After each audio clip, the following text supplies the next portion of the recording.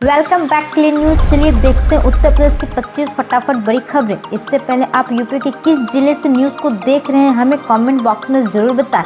साथ ही daily update रहने के लिए चैनल को सब्सक्राइब कर बेल आइकन को दबाना ना भूलें। आज का लाइक एम 100 है, उम्मीद करते हैं आप पूरा कर देंगे। तो चलिए बढ़ते हैं खबरों की ओर। आज होगी नामांकन पत्रों की जांच, 7 अप्रैल दोपहर तक नाम वापसी। त्रिस्तरीय पंचायत चुनाव के लिए नामांकन पत्रों की आज होगी जांच।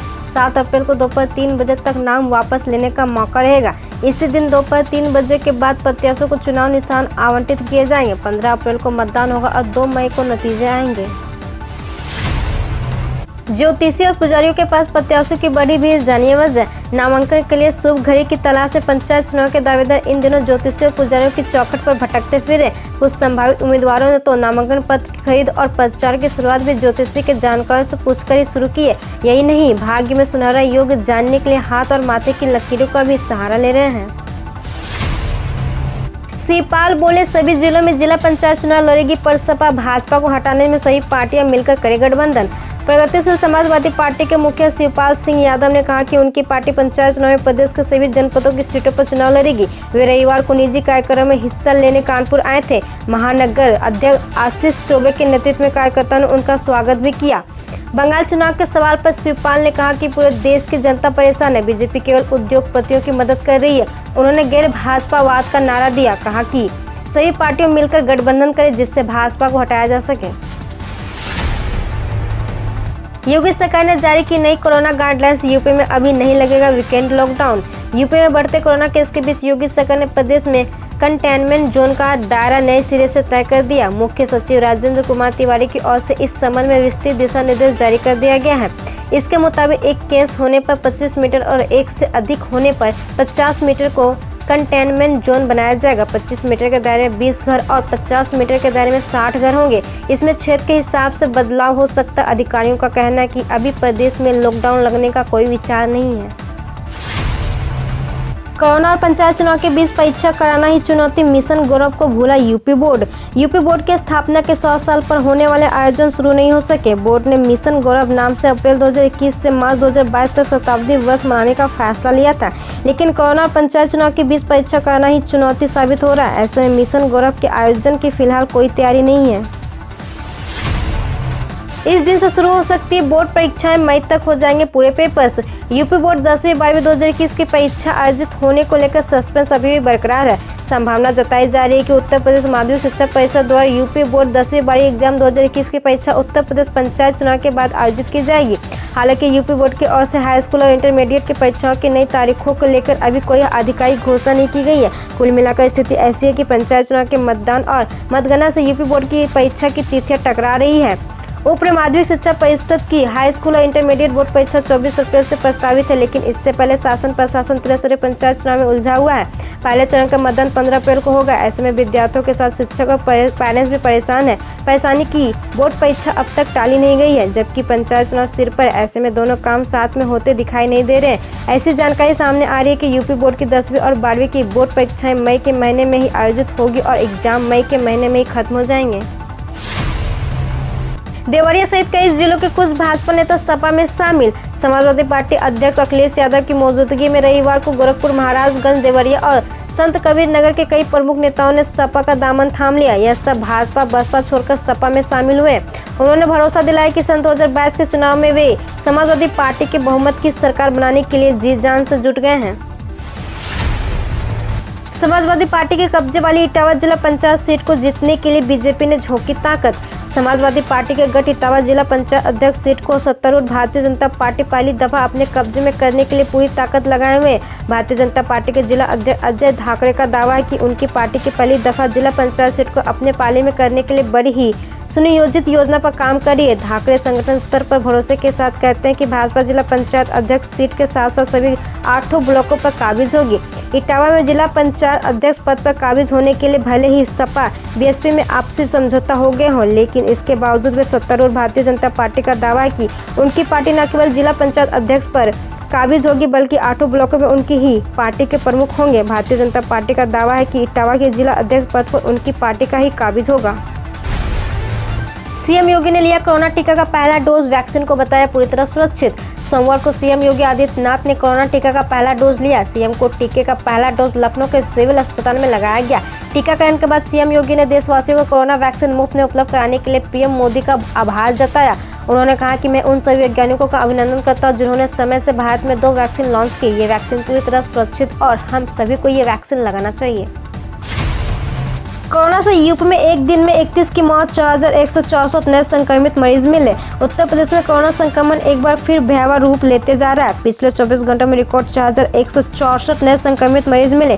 संक्रमण की वजह से 31 लोगों की मौत हुई। इससे पहले 27 सितंबर 2020 को 4000 से अधिक मरीज मिले थे। इस समय प्रदेश में 19,738 एक्टिव मरीज है। बढ़ते मरीजों की संख्या को देखते हुए सरकार ने रविवार को कंटेनमेंट जोन को लेकर दिशा निर्देश भी जारी कर दिए हैं। 50-50 लाख रुपए और एक सरकारी नौकरी देकर नक्सली हमले में शहीद जवानों के परिजनों की मदद करेगी योगी सरकार। बयान के अनुसार सीएम योगी ने हमले में शहीद हुए अयोध्या के राजकुमार यादव तथा चंदौली जिले के धर्मदेव कुमार को नमन करते हुए उन्हें भावभीनी श्रद्धांजलि अर्पित की। साथ ही दोनों शहीद जवानों के परिजनों को 50-50 लाख रुपए की आर्थिक सहायता प्रदान करने की घोषणा की। इसके अलावा सीएम ने उनके परिवार के एक सदस्य को सरकारी नौकरी देने और जिले की एक सड़क का नामांकन शहीद जवान के नाम पर करने की घोषणा की। राहुल गांधी ने उठाए सवाल, बोले अगर ये खुफिया नाकामी नहीं तो खराब और कमजोर ऑपरेशन था। छत्तीसगढ़ के बीजापुर में शनिवार को नक्सलियों से मुठभेड़ में सुरक्षा बलों के 22 जवानों ने अपनी शहादत दे दी। इतनी बड़ी तादाद में सुरक्षा बलों के शहीद होने पर अब कांग्रेस के पूर्व अध्यक्ष राहुल गांधी ने सवाल उठाए। छत्तीसगढ़ ऑपरेशन पर दिए सीआरपीएफ चीफ के बयान को लेकर राहुल गांधी ने कहा कि अगर ये खुफिया नाकामी नहीं है तो एक के बदले एक मौत का मतलब है कि ये बेहद खराब और कमजोर तरीके से अंजाम दिया गया ऑपरेशन था। मुख्तार अंसारी को लाने अलग अलग रास्तों से रवाना हुई यूपी पुलिस की टीम। बाहुबली मुख्तार अंसारी को पंजाब की रोहतक जेल से लाने के लिए टीम रवाना हो गई है। सोमवार सुबह बांदा पुलिस लाइन में फोर्स को एकत्रित किया गया। पुलिस के जवानों के साथ एक बटालियन पीएससी भी रोहतक भेजी गई है। पूरे मिशन को लेकर उच्च अधिकारियों द्वारा गोपनीयता बरती जा रही है। सूत्रों के मुताबिक सुबह पंजाब के लिए टीम रवाना हो गई है। स्टैंड ऑफ इंडियन योजना के तहत 25,000 करोड़ रुपए की मंजूरी जाने क्या है योजना, नियम, पात्रता और कैसे ले लाभ। केंद्र सरकार के स्टैंड ऑफ इंडियन योजना के तहत इसकी शुरुआत से 23 मार्च तक 1.14 लाख से ज्यादा खातों में 25,586 करोड़ रुपए स्वीकृति किए। एक आधिकारिक बयान के मुताबिक योजना के तहत अनुसूचित जाति के 16,258 कर्ज मांगने वालों को 3,335.87 करोड़ रुपए और अनुसूचित जनजाति के 4,970 कर्ज मांगने वालों को 1,049.72 करोड़ रुपए की स्वीकृति किए गए। इसी तरह सरकार ने योजना के तहत कर्ज मांगने वाली 93,094 महिलाओं को 21,200.77 करोड़ रुपए की धनराशि स्वीकृति की है। इस योजना की शुरुआत 5 अप्रैल 2016 को की गई थी और इसे 2025 तक बढ़ा दिया गया है। गरीब कन्या को मिल रहा सीएम योगी का आशीर्वाद, बेटियों के हाथ पीले करने में अब नहीं आ रही अड़चन। गरीब परिवारों को अपने बेटे बेटियों को शादी ब्याह में आए दिन कई अड़चनों और आर्थिक समस्याओं का सामना करना पड़ रहा है। सीएम योगी आदित्यनाथ ने ऐसे गरीब परिवारों के बेटे और बेटियों के ब्याह में आने वाली आर्थिक बाधाओं को पीड़ा के रूप में महसूस किया।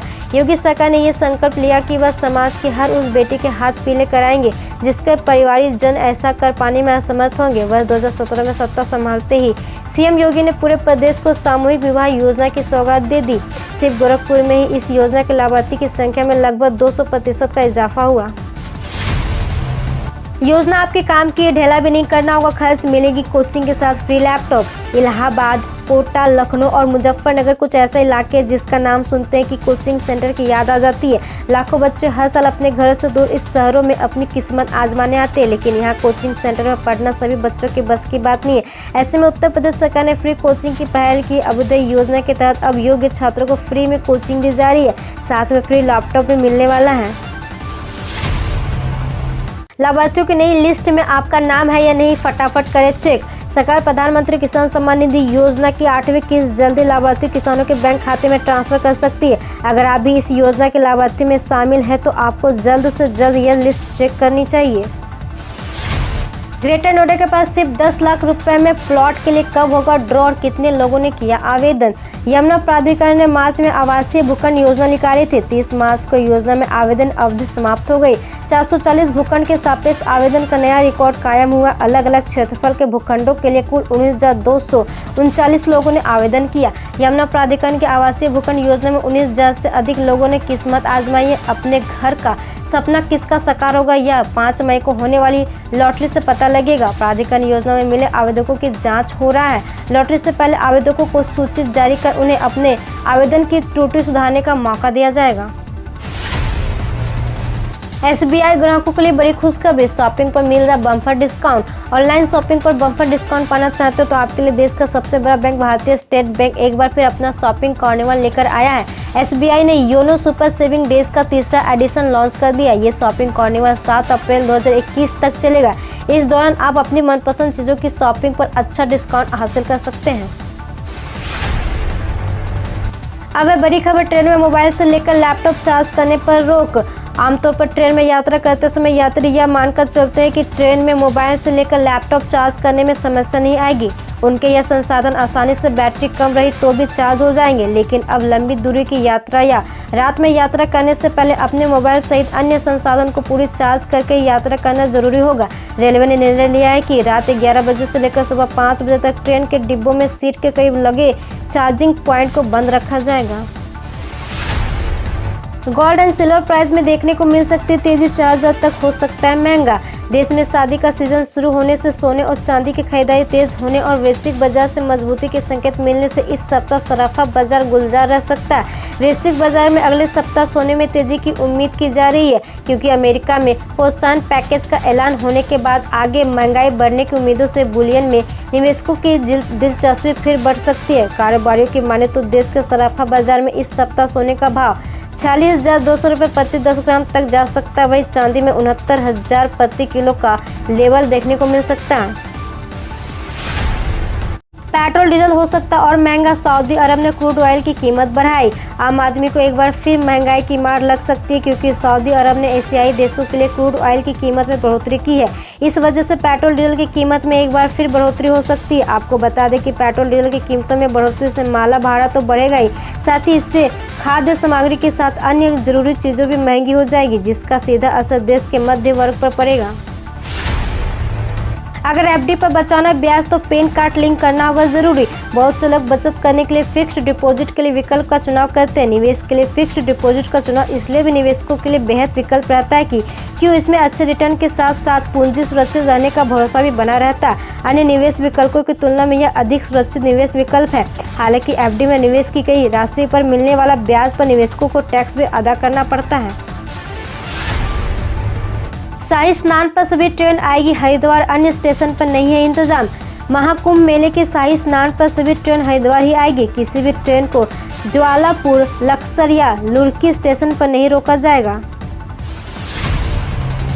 टीकाकरण के मुद्दे पर 8 अप्रैल को सभी मुख्यमंत्रियों से बात करेंगे PM मोदी। हम रोज ऐसे ही न्यूज लाते रहेंगे, तो यदि आपने अभी तक क्लीन न्यूज को सब्सक्राइब नहीं किया है तो पहले फटाफट सब्सक्राइब कर लें, साथ ही बेल आइकन को दबा दें ताकि कोई अपडेट मिस ना हो।